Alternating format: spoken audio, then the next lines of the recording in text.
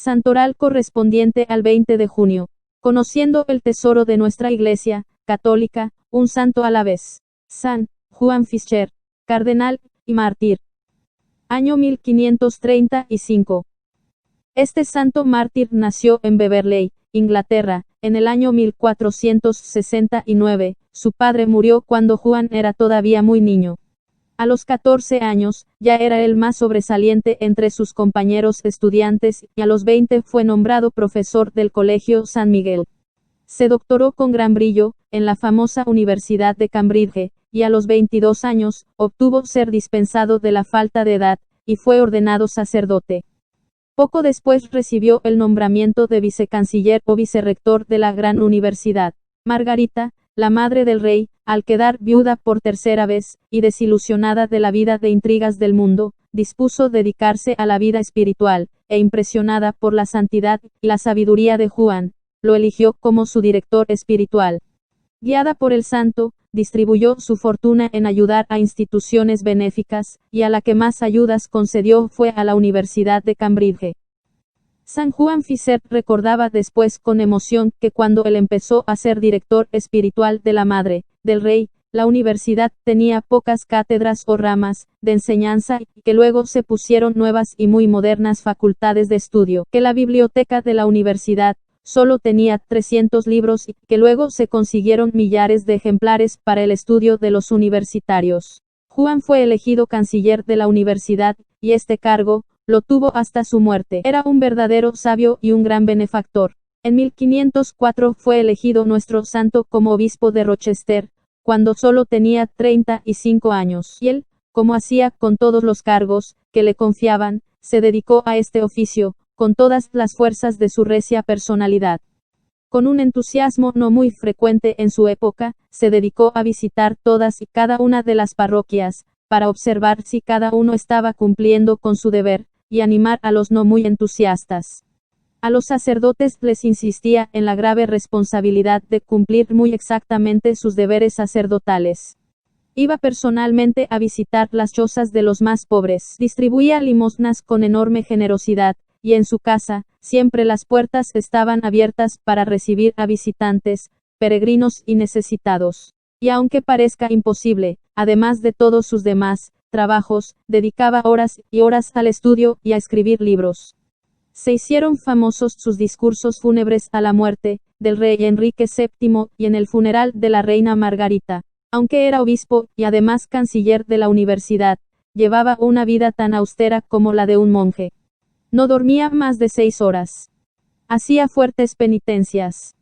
En su mesa tenía frente a sí una calavera, para recordar que también a él le llegaría la muerte, y la hora de tener que darle cuentas a Dios de todos sus comportamientos. Decía que su deporte favorito era leer.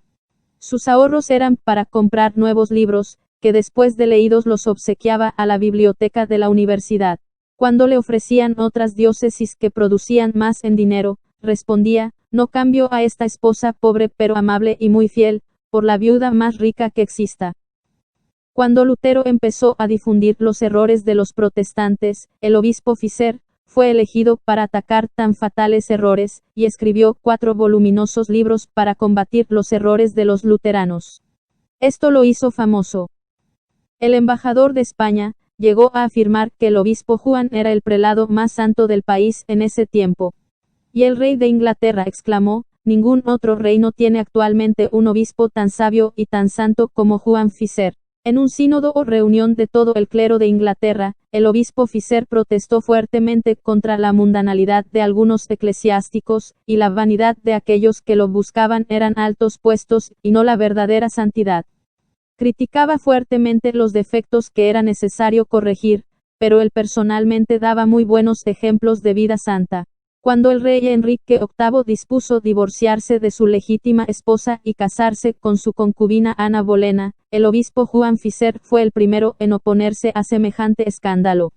Y aunque muchos altos personajes, por conservar la amistad del rey, declararon que ese divorcio sí se podía hacer, en cambio Juan, aun con peligro de perder sus cargos y ser condenado a muerte, declaró públicamente que el matrimonio católico es indisoluble y que el divorcio no es posible para un matrimonio católico que no sea nulo. Muchos le decían que la mayoría de los altos empleados oficiales aprobaban el divorcio del rey, y él les respondía, ellos tienen que cumplir lo que les diga su propia conciencia. Yo para salvarme estoy obligado a obedecer lo que mi conciencia me dice, y ella me afirma que este divorcio no lo puedo aprobar. El terrible rey Enrique VIII se declaró jefe supremo de la Iglesia, en Inglaterra en reemplazo del sumo pontífice, y todos los que deseaban conservar sus altos puestos en el gobierno y en la Iglesia, lo apoyaron. Pero Juan Fisher declaró que esto era absolutamente equivocado, y en pleno parlamento, exclamó, querer reemplazar al Papa de Roma, por el rey de Inglaterra, como jefe de nuestra religión, es como gritarle un muera a la Iglesia católica. Las amenazas de los enemigos empezaron a llegar sobre él. 2 veces lo llevaron a la cárcel. Otra vez trataron de envenenarlo. Una bala pasó sobre sus hombros, mientras leía en su escritorio. Le inventaron toda clase de calumnias, y como no lograron que dejara de proclamar sus creencias católicas, lo encerraron en la terribilísima Torre de Londres. Tenía 66 años, pero los muchos sufrimientos, y sus ayunos, y el excesivo trabajo, lo hacían aparecer como de 80. Un testigo decía, su cuerpo está tan débil que casi no es capaz de soportar el peso de su vestido, pero su espíritu seguía fuerte e invencible. Las gentes se admiraban de que hubiera podido resistir 10 meses de prisión, en tan horrorosa torre. Estando en prisión, recibió del sumo pontífice el nombramiento de cardenal. El impío rey exclamó, le mandaron el sombrero de cardenal, pero no podrá ponérselo, porque yo le mandaré cortar la cabeza. Y así, fue. El 17 de junio de 1535 le leyeron la sentencia de muerte. El rey Enrique VIII mandaba matarlo por no aceptar el divorcio, y por no aceptar que el rey reemplazara al Papa en el gobierno de la Iglesia Católica. Unos días después, al amanecer, llegan los guardias a llevarlo al sitio donde debe morir. Lleva en sus manos el Nuevo Testamento. Abre donde primero salga y lee esta frase, la vida eterna, consiste en conocerte a ti Padre Dios, y a tu enviado Jesucristo.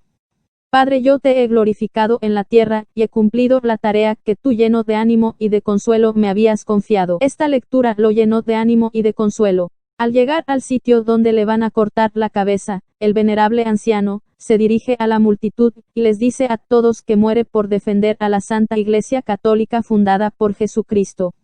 Pide a los verdugos que le concedan unos minutos para recitar el himno Te Deum, en acción de gracias. Al decir la última frase, en ti Señor espero, no sea yo confundido eternamente, inclina su cabeza, la cual es cortada por un hachazo de los verdugos de un rey impuro.